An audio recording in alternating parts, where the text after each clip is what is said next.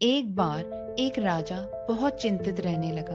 उसके पास सब कुछ था, धन, सेना, सुख, सुविधाएं, फिर भी वह छोटी छोटी बातों पर चिंता करता और दुखी रहता था। उसकी चिंता से पूरा महल परेशान हो गया था। राजा ने देश के सबसे बुद्धिमान साधु को बुलाया और कहा, मुझे चिंता से मुक्ति चाहिए। मैं हर समय परेशान रहता हूँ, बताइए क्या करूँ?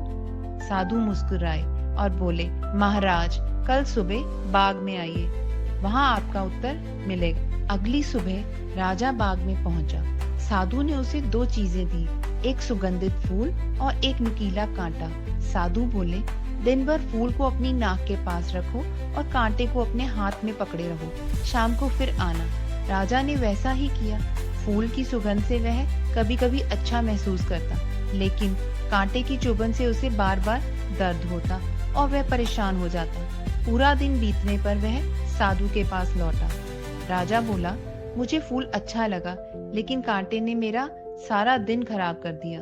साधु ने मुस्कुराते हुए कहा, महाराज, जीवन में भी फूल और कांटे दोनों साथ रहते हैं। खुशियां और समस्याएं दोनों का आना तय है। अगर आप हर समय कांटे की चुभन पर ध्यान देंगे तो फूल ही की खुशबू कभी महसूस नहीं कर पाओगे। चिंता वही कांटा है, उसे पकड़कर रखना छोड़ दो। खुशियों के फूल पर ध्यान दो, जीवन स्वयं सुंदर लगने लगेगा। राजा ने गहरी सांस ली और समझ गया कि चिंता करना अपनी ही खुशी को बर्बाद करना है। उस दिन से उसने हर परिस्थिति में सकारात्मक रहना सीख लिया। चिंता करने से दुख बढ़ता है, खुशियों पर ध्यान देने से जीवन आसान और सुंदर बनता है। छोटे छोटे कामों से लेकर बड़े बड़े फैसलों तक हम अक्सर किसी न किसी बातों को लेकर परेशान रहते हैं।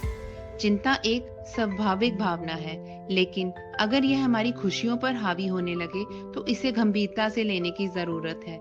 जीवन में संतुलन बनाकर छोटे छोटे बदलाव करके हम चिंता पर नियंत्रण पा सकते हैं। याद रखिए, हर समस्या का समाधान है, बस जरूरत है खुद पर विश्वास रखने की और सकारात्मक दृष्टिकोण अपनाने की।